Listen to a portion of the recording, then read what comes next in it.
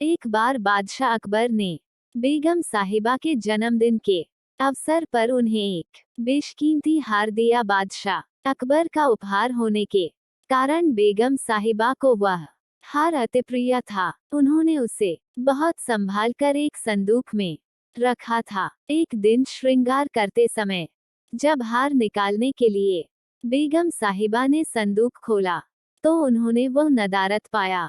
घबराते हुए वो फौरन अकबर के पास पहुंची और उन्हें अपना बेशकीमती हार खो जाने की जानकारी थी। अकबर ने उन्हें वह हार कक्ष में अच्छी तरह ढूंढने को कहा, लेकिन वह हार नहीं मिला। अब अकबर और बेगम साहिबा को यकीन हो गया कि हो न हो उस शाही हार की चोरी हो गई है।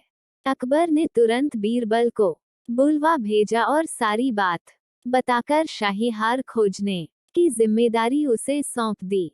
बीरबल ने बिना देर किए राजमहल के सभी सेवक सेविकाओं को दरबार में हाजिर होने का फरमान जारी करवा दिया। कुछ ही देर में दरबार लग चुका था। अकबर अपनी बेगम साहिबा के साथ शाही तख्त पर विराजमान थे। सभी सेवक सेविकाएं दरबार में हाजिर थे। बस बीरबल नदारत था। सब बीरबल के आने का इंतजार करने लगे, लेकिन 2 घंटे बीत जाने पर भी बीरबल नहीं आया। बीरबल की इस हरकत पर अकबर आग बबूला होने लगे। दरबार में बैठने का कोई औचित्य न देख वे बेगम साहिबा के साथ उठकर वहां से जाने लगे।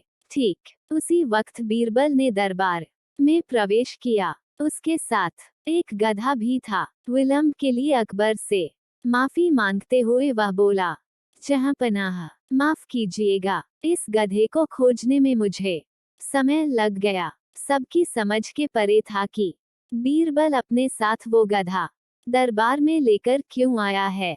बीरबल सबकी जिज्ञासा शांत करते हुए बोला, ये कोई साधारण गधा नहीं है, ये एक जादुई गधा है। मैं ये गधा यहाँ इसलिए लाया हूँ ताकि ये शाही हार के चोर का नाम बता सके। बीरबल की बात अब भी किसी के पल्ले नहीं पड़ रही थी। बीरबल कहने लगा, मैं इस जादुई गधे को पास ही के एक कक्ष में ले जाकर खड़ा कर रहा हूँ। एक एक कर सभी सेवक सेविकाओं को उस कक्ष में जाना होगा और इस गधे की पूंछ पकड़कर जोर से चिल्लाना होगा कि उसने चोरी नहीं की है।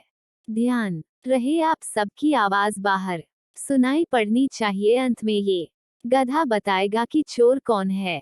बीरबल गधे को दरबार से लगे एक कक्ष में छोड़ आया और कतार बनाकर सभी सेवक सेविका उस कक्ष में जाने लगे। सबके कक्ष में जाने के बाद बाहर जोर से आवाज आती, मैंने चोरी नहीं की है। जब सारे सेवक सेविकाओं ने ऐसा कर लिया तो बीरबल गधे को बाहर ले आया। अब सबकी निगाहें गधे पर थी, लेकिन गधे को एक ओर खड़ा कर बीरबल एक विचित्र हरकत करने लगा। वह सभी सेवक सेविकाओं के पास जाकर उनसे हाथ आगे करने को कहता और उसे सूंघता। बादशाह अकबर और बेगम सहित सभी हैरान थे कि आखिर बीरबल ये कर क्या रहा है। तभी बीरबल एक सेवक का हाथ पकड़कर जोर से बोला, जहांपनाह, ये है शाही हार का चोर। तुम इतने यकीन से ऐसा कैसे कह सकते हो बीरबल? क्या इस जादुई गधे ने तुम्हें इस चोर का नाम बताया है? आश्चर्यचकित अकबर ने बीरबल से पूछा। बीरबल बोला, नहीं हुजूर, ये कोई जादुई गधा नहीं है, ये एक साधारण गधा है। मैंने बस इसकी पूंछ पर एक खास किस्म का इत्र लगा दिया था। जब सारे सेवक सेविकाओं ने इसकी पूंछ पकड़ी तो उनके हाथ में उस इत्र की खुशबू आ गई, लेकिन इस चोर ने डर के कारण गधे की पूंछ पकड़ी ही नहीं। वह कक्ष में जाकर बस जोर से चिल्लाकर बाहर आ गया, इसलिए इसके हाथ में उस इत्र की खुशबू नहीं आ पाए। इससे सिद्ध होता है कि यही चोर है।